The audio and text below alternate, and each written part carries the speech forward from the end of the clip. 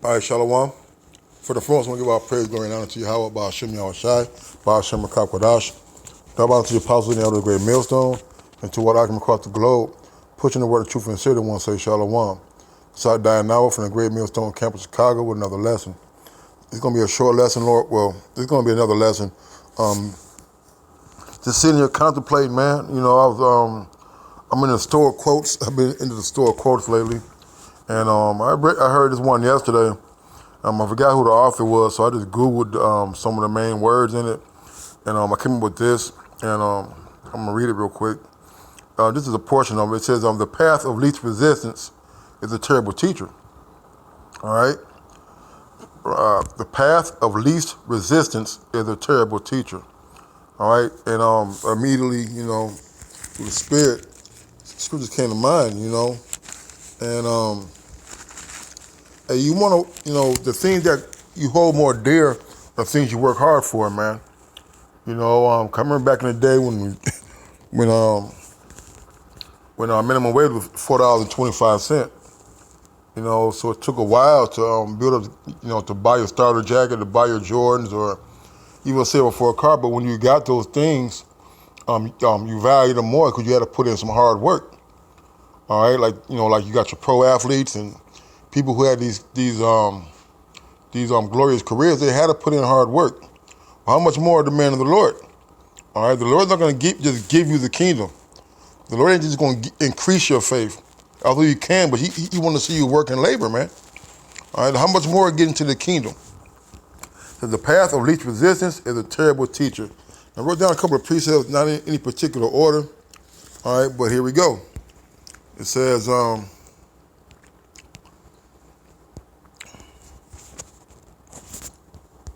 Yahushua said it, tribulation. Let me get into the blue letter.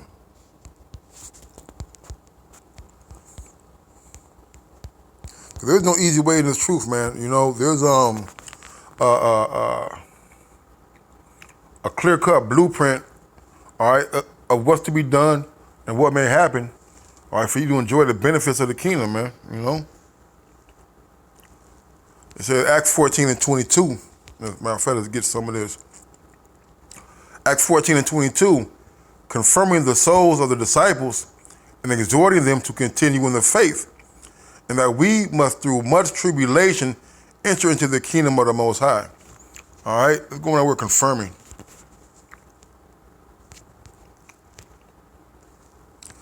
All right, confirming. All right, to establish, strengthen more, to render more firm and confirm.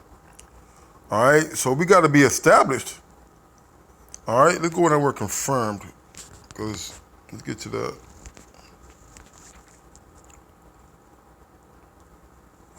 Establish the truth or correctness of something. So let me read again. Establish the truth of correctness of something previously believed, suspected, or feared to be the case. Administer the religious rite of confirmation to. All right. Reinforce someone in an opinion, belief, or feeling. All right. So, really be confirmed and to be established.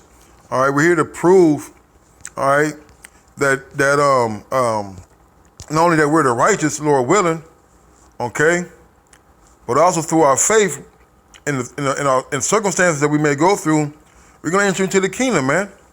So us going through these things is going to strengthen other brothers. All right, us going through these things is going to strengthen our faith in the Lord, man. Get that word tribulation.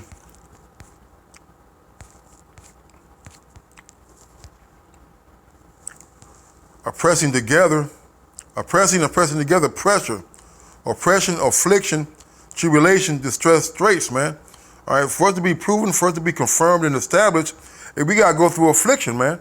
We got to go through straits. We got to go through distresses, man. All right, whether it be physically, carnally, and sometimes spiritually, you're going to be spiritually low, man. You have a demon doubt of you may not be in the truth. The demon doubt that you may not be a man of the Lord, or you may not be an Israelite. But guess what? We press on. We keep moving on, man. We confirm ourselves. We establish ourselves what? In our faith. All right?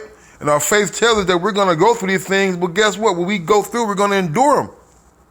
The Lord said He's going to give us a way out of it, man. Confirming the souls of the disciples and exhorting them to continue. See, we got to continue in this faith, man. All right? The things that we're going through, no brother, no man of the truth is going to escape these things, man. You read about all the apostles, the men of the Lord, the prophets. Every single one of them had a trial or tribulation they had went through, man. Every single one. All right. It says, confirming the souls of the disciples and exhorting them to continue in the faith, and that we must through much tribulation enter into the kingdom of the Most High. All right. So through much tribulation, man, we're gonna be established and confirmed in the eyes of Yahweh Shemi Shai, man. Okay? And that's what this is about, going through afflictions. All right? That store quote said, the path of least resistance is a terrible teacher. All right? Because when you get something for free or get something for cheap, you ain't got to work hard for it. You throw it in the mud, or you leave it in the car, or you break it, you know?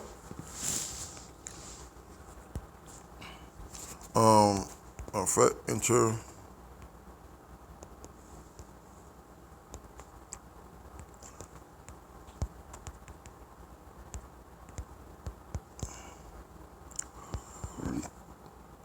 Slucky. Matthew 7 and 13. Let's get this, Slucky.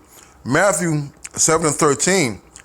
Enter ye in at the straight gate, for wide is the gate, and broad is the way that leadeth to destruction, and many there be which go in thereat. Because straight is the gate, and narrow is the way which leadeth unto life, and few there be that find it, man. Okay? So we got to enter in the straight gate, man. All right? The straight gate is what? Let's get this. A narrow, straight.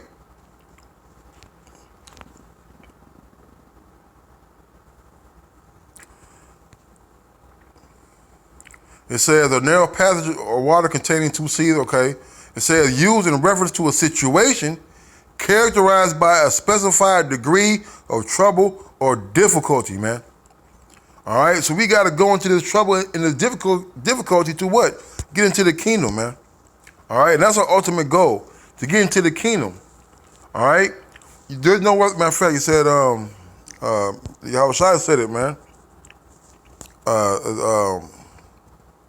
Some other way.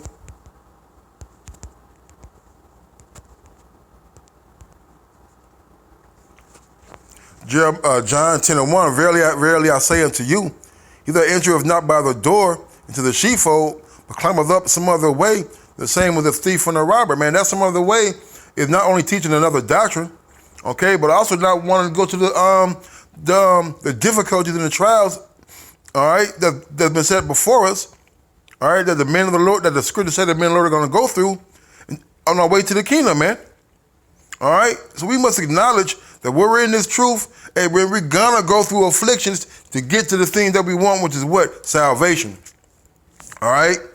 So if you're not going through nothing, man, hey, these pastors, man, these TD Jakes and these other freaking wolves in sheep clothing, hey, they're not going through the straight gate, man. All right, and because they're not, all right, they're not being endowed with the knowledge, wisdom, understanding of these scriptures, man. All right. It says, enter ye in at the straight gate, for wide is the gate, and broad is the way that leadeth to destruction. And many there be which go in thereat. Right, man, because these people don't understand that you got to, that there's a way to get into it, a way to get into the kingdom, man. All right. And it's going to be a narrow path full of difficulty. I'm going to write it down before I forget it.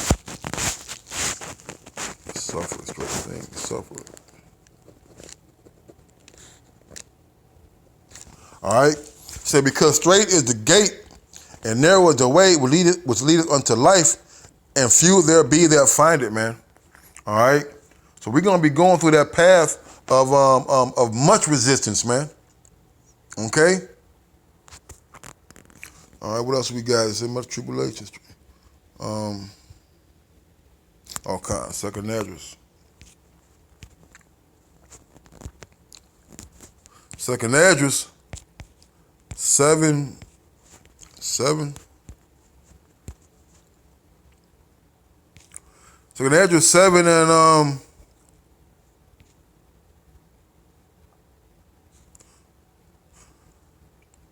we can start at the top. And when I had made, second address 7:1, and when I had made an end of speaking these words, there was sent unto me the angel which had been sent unto me the night before. And he said unto me, Up, Esdras, and hear the words that I come to tell thee. And I said, Speak on, my power. Then said he unto me, The sea is set in a wide place, that it might be deep and great.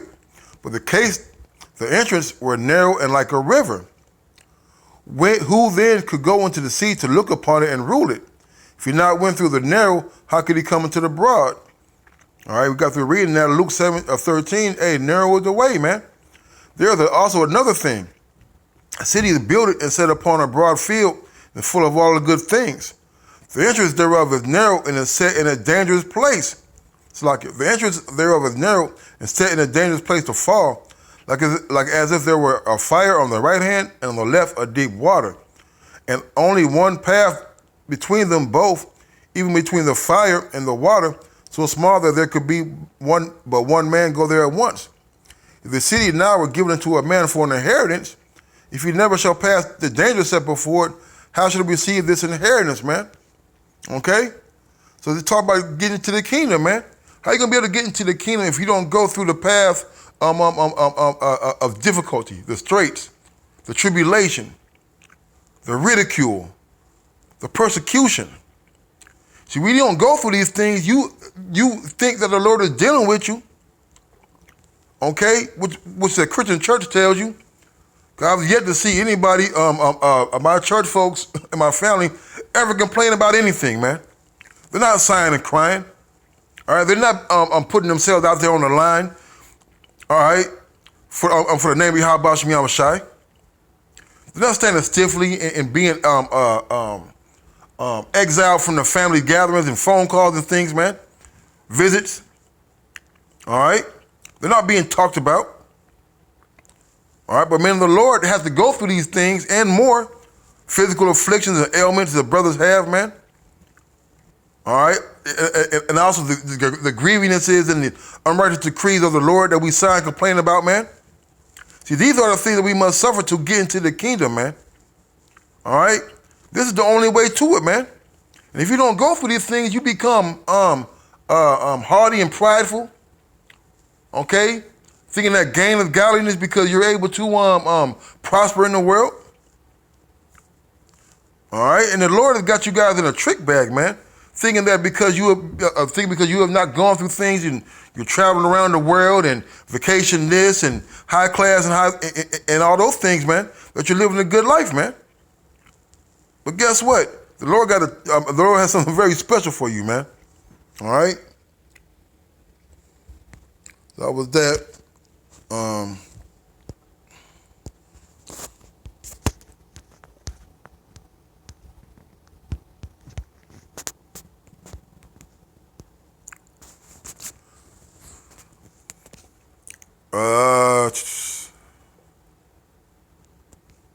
Oh no, there was some more. Was there more than that?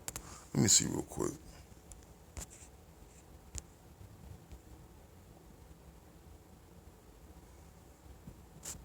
Right. This I'm skipping down verse 12. It says the entrance. Then were the entrance made of this world made. Man, I'll keep reading. In verse 10, it says, "Then I said, It is so, Lord. Then said he unto me, Even so, also is Israel's portion. Our portion is to go through these trials and tribulations, man. All right, walk in the footsteps of our forefathers and our Savior Yahweh Shai, man. Because for their sakes I made the world, and when Adam transgressed my statutes, then was decreed that now was done. And when Adam fell off and transgressed, then was the entrance to the kingdom made narrow, man. Then it was put the stumbling blocks, the curses, man. All right. Then were the entrances of this world made narrow, full of sorrow and travail. They are but few and evil, full of perils and very painful, man. All right. And when have you heard these pastors, man, screaming out for the abominations in this place, man? transgender politicians, man, passing an executive order to allow transgender women in female sports, man. For the interests of the elder word were made wide and sure and brought immortal fruit. Hey, when we were in our, before we went off, man, hey, the way to the kingdom was wide, man. All right? If then they that labor not enter into these straight and vain things, they can never receive those things that are laid up for them. Hey, you can't go to the kingdom without getting your ass kicked, man. All right? Let me see.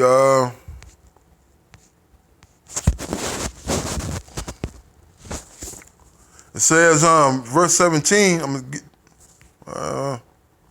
verse 17. I'm gonna skip down. It says, "Then answered I and said, O Lord, that bearest rule, thou hast ordained in thy law that the righteous should inherit these things, but that the ungodly should perish.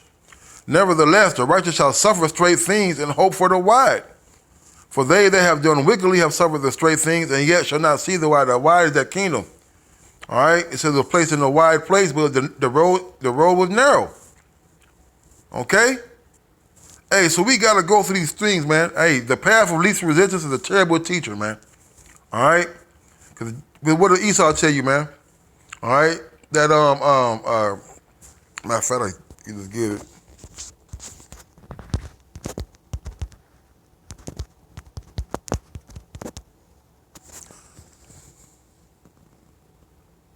Oh, it's locking.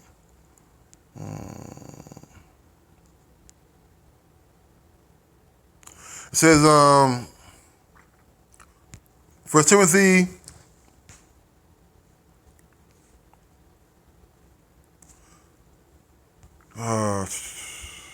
start at the top. "Let as many servants as are under the yoke count their own masters worthy of all honor, that the name of the Most High and the doctrine be not blasphemed." Right? If we're gonna be servants, under the under Yahweh Shai Shai, or under the apostles and elders.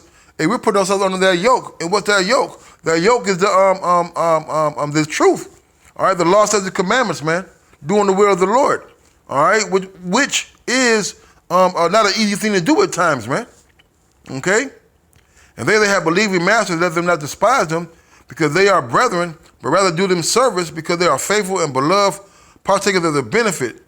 These things teach and exhort, man." Hey, our masters believe, man. All right, from the elders and apostles on down, man, to the elders of the camp.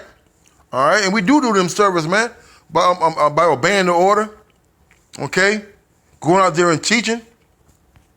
"If any man teach otherwise, that consent not to wholesome word, which is these scriptures, even the word of our Lord Yahweh Shai, and to the doctrine which is according to godliness." So the doctrine is what's according to godliness, man. All right, this doctrine and following the ways of the Lord is going to get you into the kingdom, man. It said, "He is proud, knowing nothing, but doting about questions and strifes of words, whereof cometh envy, strife, railings, evil surmisings, perverse disputings of men, corrupt minds, and destitute of the truth." All right, these people who are out here, all right, are not willing to be up under the yoke, not willing to go through the things that have been set before us, teaching false doctrine, all right, taking money, making merchandise of the Akim, and destitute of the truth, supposing that gain is godliness. From such withdraw thyself. And who are these pastors, man? All right, they selling you this, selling you that. 3 offerings, 4 offerings. Not condemning the unrighteous decrees, not condemning Esau Edom, man. Not condemning this wicked ass society, man. Offer what? Filthy lucre. Supposing that gain is godliness, from such withdraw thyself. But godliness with contentment is a great gain. For we brought nothing into this world, and it's certain we can carry nothing out. All right? All right, so, hey, look, hey, gain is not godliness, man. All right? These things that the world teaches, man, you can read down on it, talk about the love of money. All right, having a mind just to be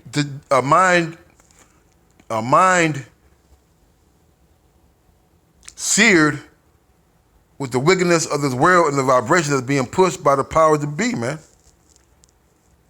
You know? Hey, so, you know, hey, we're not going to get to the kingdom, man, hey, without going through the straight gate, you know? So with that, I want to say, call Allah, y'all about to be on shy. I want to see apostles and the elders of the great millstone. Till next time, shalom.